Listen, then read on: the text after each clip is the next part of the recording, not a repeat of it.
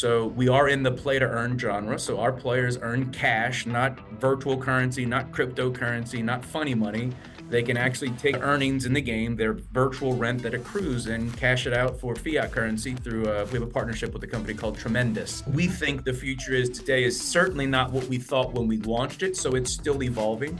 But I think the spirit of what we're doing is to build a trustworthy and genuine play to earn platform.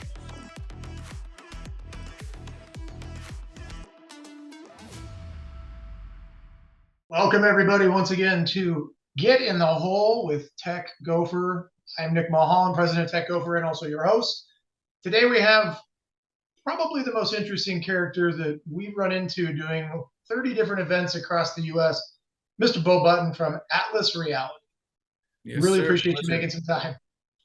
No, I thank you for the invite. I'm excited, and I find it hard to believe that I'm the most interesting person, but I am myself, so I don't talk to myself too much. So that's cool to hear, but I'm sure there's way more interesting people out there. Maybe strongest personality is another way that we could use Yeah, it. I'm more accustomed to hearing that than interesting. Yeah. People, yeah, I think that's a better way to introduce me. But yeah, pleasure to be here. Extroverted, yeah, extroverted, opinionated, very comfortable in your own skin. Maybe to elaborate, I guess. Yes, that sounds good. Well, as we typically start, what are we drinking today? So, we are drinking Uncle Nearest 1856 premium whiskey. I did a brief search on the interwebs. There were a lot of positive things, which is, I mean, I'm not a connoisseur, but that's a good thing if I'm buying something off of Amazon, positive reviews. So I'm excited. Yeah, it's one of the more popular, not too crazy expensive, but I mean, the ratings are just out of this world on Total Wine and what have you. So, as we try to do, we try to get our guests nice things so that they enjoy No, I themselves. appreciate it. This will probably last me until retirement, which, that could be a false statement. Hopefully retirement's in 2 years. But if I don't make it 65, I think this will last. There you go. Well, I'm gonna have to call BS on you because we did meet at our Austin event a few months ago, and there was definitely some drinks being had there. Yes, they were stiff too. I will say that much. I was impressed. Yeah, I'm interested to see how this stuff compares to Still Austin because they had a few different kinds of real good. They had rye and they had the normal bourbons, and I enjoyed it. That was a good spot. No, honestly, the education component of that was I had never experienced anything like that. I've done tours with my son in Scotland, but it was really cool seeing that in Austin and the different types of whiskey and how it was made. But I will say, just those samples, Nick, I got a buzz off of the 2 or 3 Yeah, samples they were sharing. yeah, it's just more funny than anything else. Again, as I think we've done 30 plus events in 18 months at different distilleries, a couple of breweries in there. I haven't attended all of them, but I've attended a lot of them. I should probably be an expert master distiller at this point, being on all those tours, but I am not. Yeah, no, I understand. It's a complicated chemistry. I have no interest in learning how to make it. I do love the aromas because I am a doughboy at heart. So the similarities to a bakery, and I never put those two together, is when you walk in where they're making Oh, the right, actual. yeah, Oh, it's amazing. I love that aroma. yeah. Very cool. Well, let's jump into it. I've got a little bio here on you, but I'd love to why don't you tell us a little bit about your background and then, I guess most importantly, your venture now as co-founder and CTO of Atlas Reality. Yeah. I mean, at my core, I'm a software engineer. I started real young, working professionally. Well, Beau, again, we appreciate you being on, and I did have a little bio about you, but I think everybody would like to hear a little bit about your background and obviously your newest venture, which is co-founder and CTO of Atlas Reality, which has to deal with the metaverse and some pretty cool stuff from my limited understanding. So please tell us a little bit more.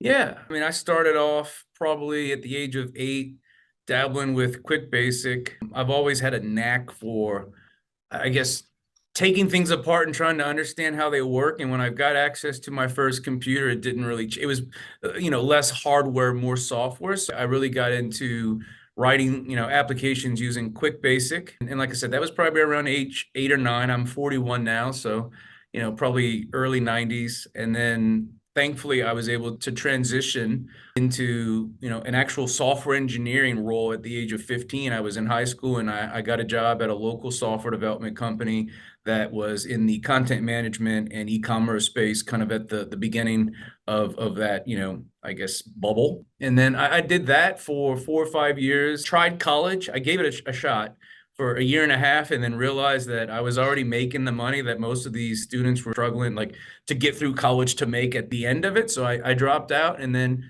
for the most part, I've been entrepreneurial. I did have a few stints as an employee at consultancies, but as you mentioned earlier, I'm very comfortable in my skin and I'm very outspoken and I have zero tolerance for bullshit and I have no filter. And that's not really something that most companies want in an employee. They just want somebody that's going to do what they say. So I'm an entrepreneur because I have to be. I'm an Yep. engineer because I want to be. Yeah. So I spent a lot of time in the enterprise software space for numerous companies, mostly here in the Gulf South. Louisiana is where I was born and raised, New Orleans specifically. Only in the last 8 years did I transition into the video game development space and co-founded Atlas Reality. You mentioned Metaverse. There are a few phrases that you can use. Metaverse gives me acid reflux because it's kind of like too close to Web3 and crypto. We are a virtual real estate platform. I don't know if that's better or worse because like what the hell is that? So at the end of the day, we have built a platform that allows players. It's a game. It's not an investment platform. It's not insured. There's no guarantees, but we allow players to buy virtual real estate. Think of it as like modern day Monopoly. And in exchange for buying real estate in our game, our platform, you earn virtual rent. So the minute you buy land from us, we become a tenant and we pay you virtual rent. So we are in the play to earn genre. So our players earn cash, not virtual currency, not cryptocurrency, not funny money. They can actually take earnings in the game, their virtual rent that accrues, and cash it out for fiat currency through we have a partnership with a company called Tremendous.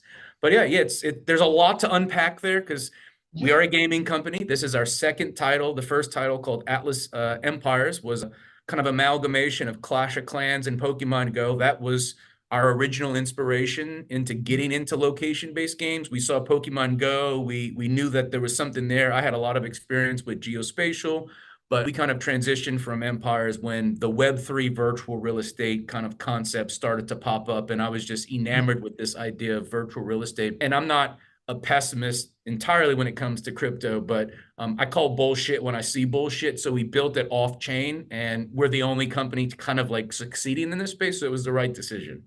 Nice. And then when did you found it? Was it- 2017, we Okay. incorporated as Cerberus Interactive LLC.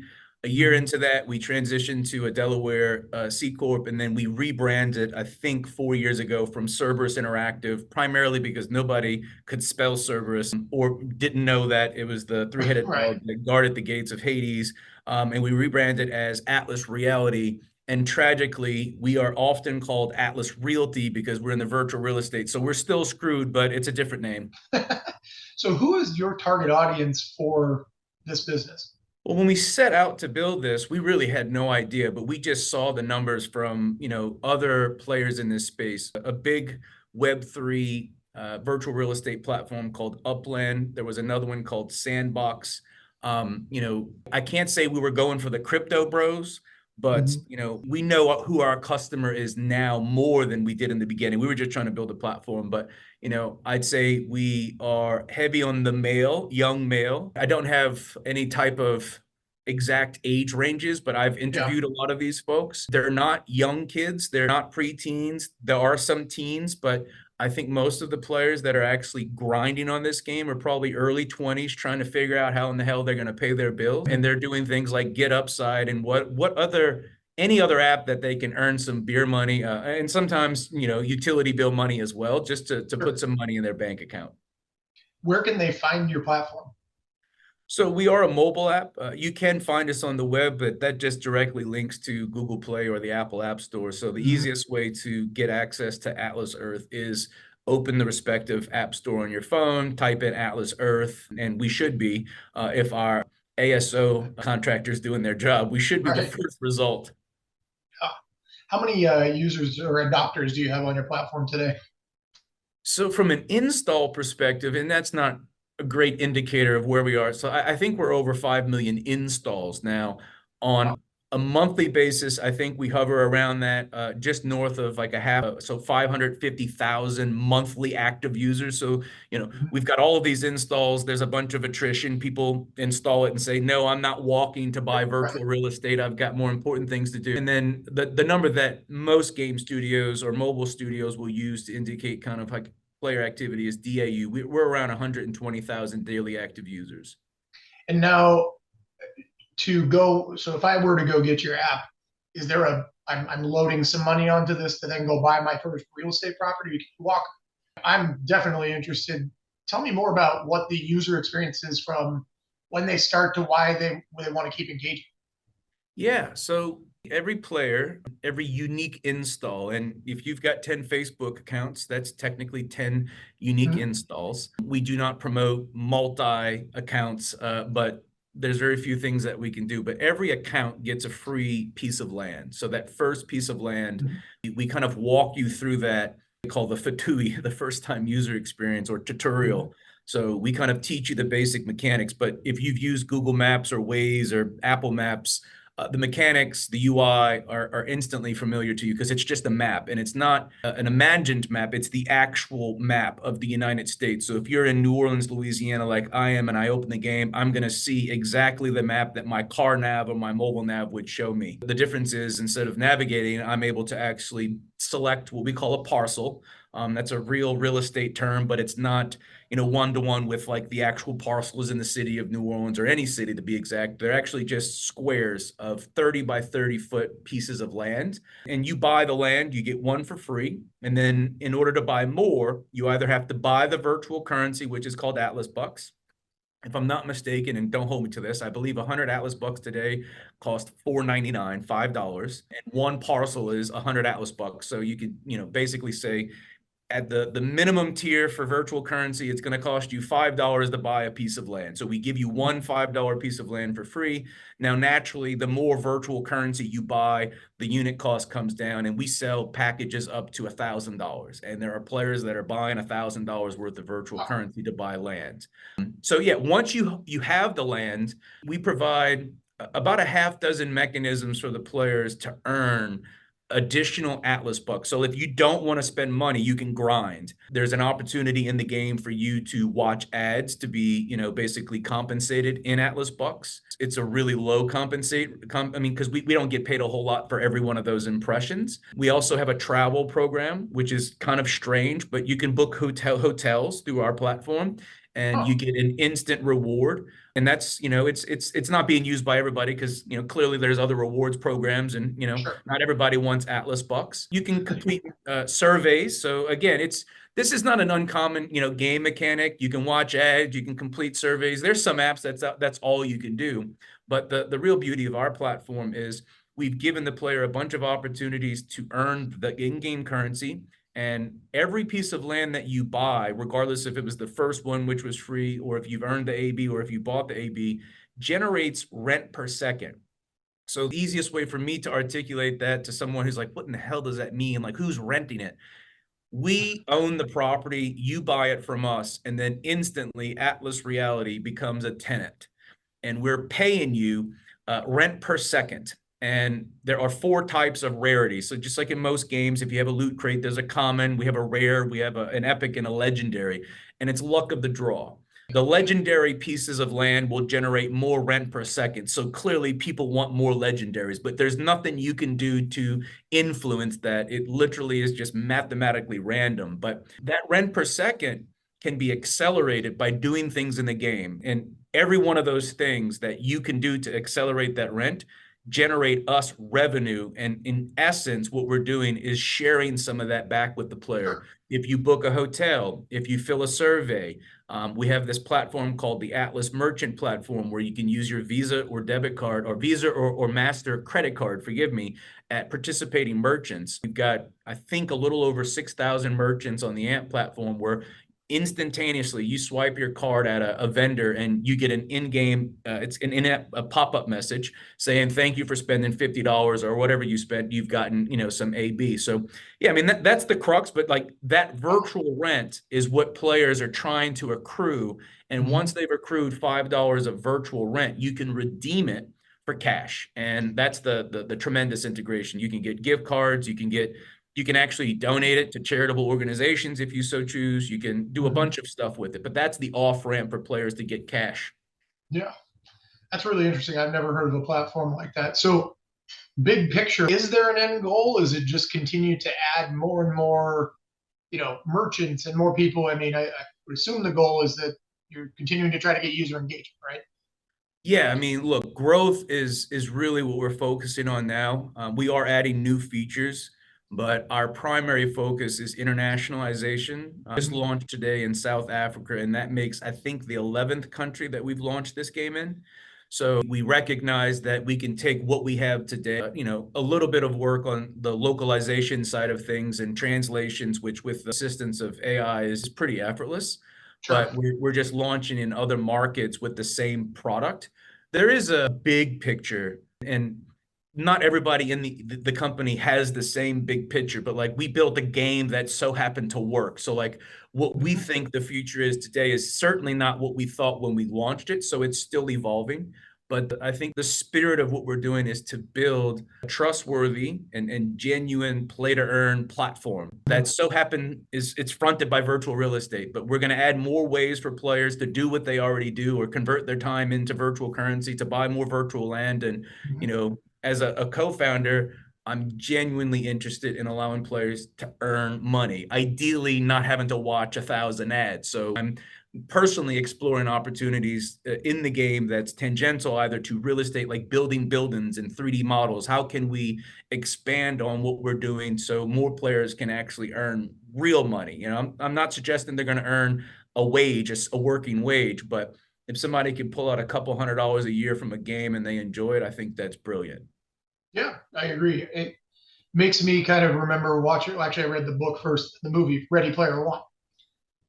I love that movie. Yeah. I love virtual reality. We're not there yet, but no, I mean, truth be told, I'm a big automation. Like that's like my hobbies. I do a lot of 3D printing, a lot of, embedded electronics.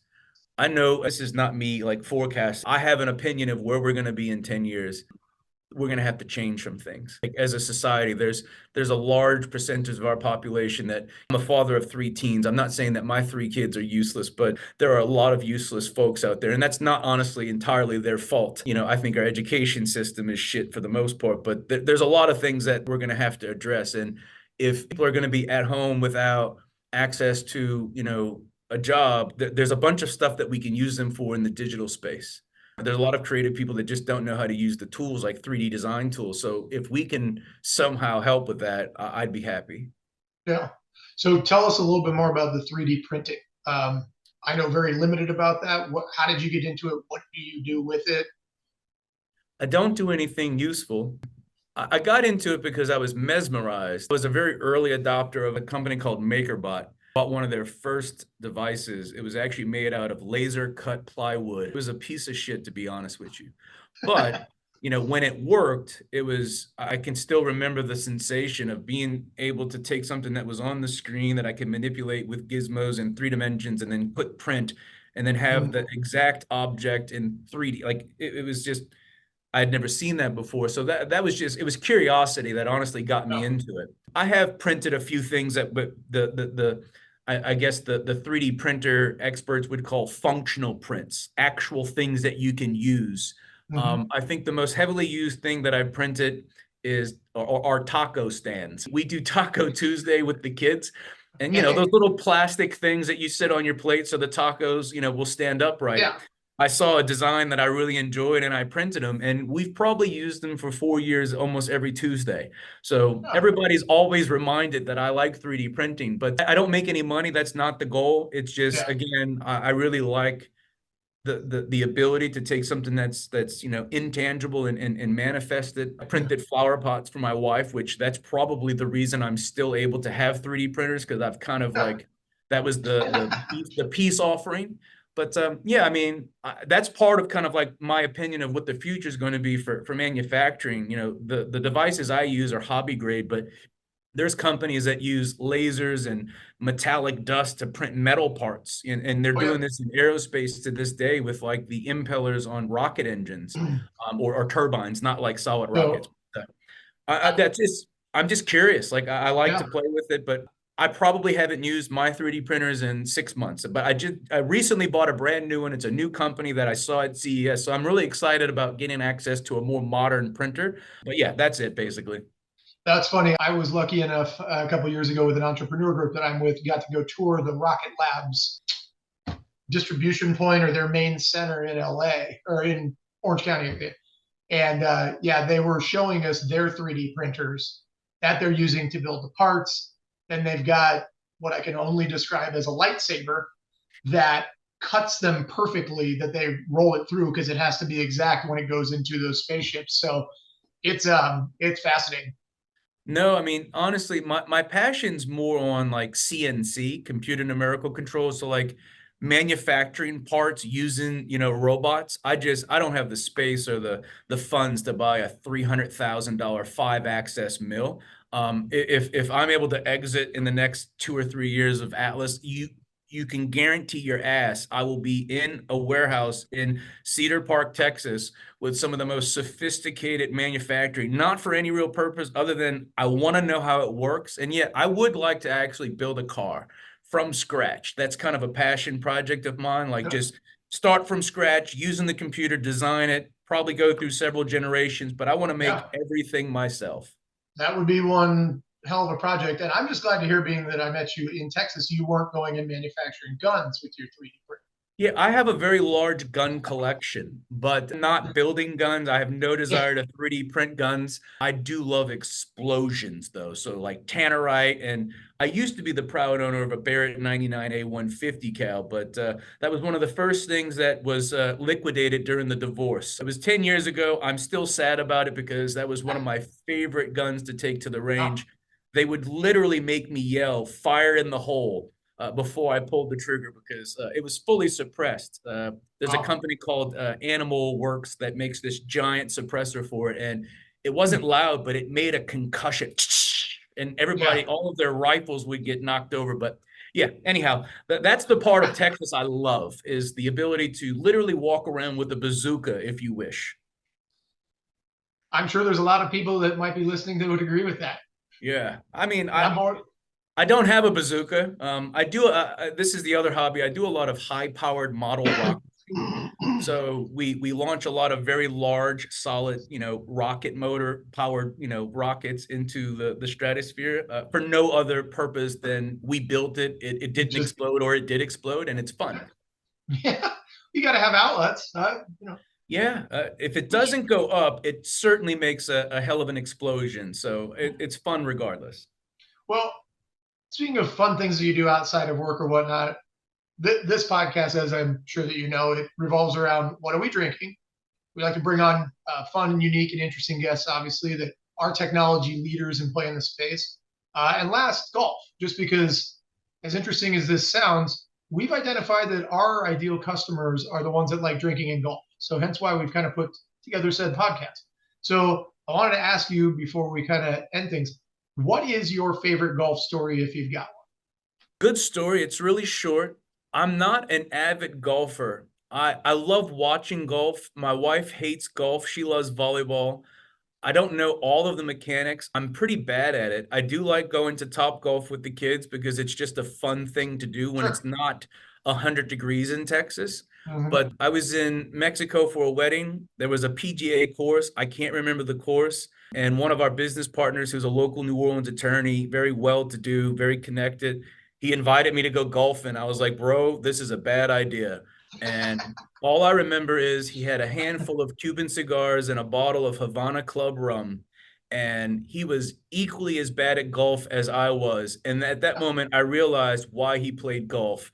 It's Yeah. just fun. We got out, we enjoyed, the course. There were like iguanas and all kinds of like just crazy animals on the course. But I don't remember what my par, if I was like, I was bad. I don't know if I even got it in the hole, but we drank a lot of rum. We managed to get the cart back into the clubhouse. Yeah, I haven't really played with anybody that's taught me, but I am interested. This is something that I have a 17-year-old son, and I'm often trying to figure out what we can do together, to just enjoy life. And I mentioned golf to him, and he kind of was like, I don't know how to golf. And I was like, that's good because neither do I. So let's go take lessons together.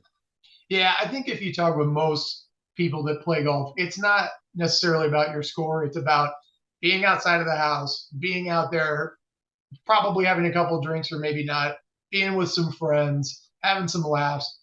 What I've always enjoyed about golf is just you just really never know what's going to happen. And golf is one of those games where, and I can't even tell you how many stories I have like this. It's an awful day. You're just not just, and I'm a bounce between a 7 and 12 handicap, so I'm proficient. But you'll just have a horrible day and hate golf, and you'll walk into the last hole and something cool happen. Make a long putt, a chip goes in, you hit a bomber shot to your second shot on a par five, and it's like, yeah, I love golf. I'm coming Yeah. back for this. I can't get enough of it.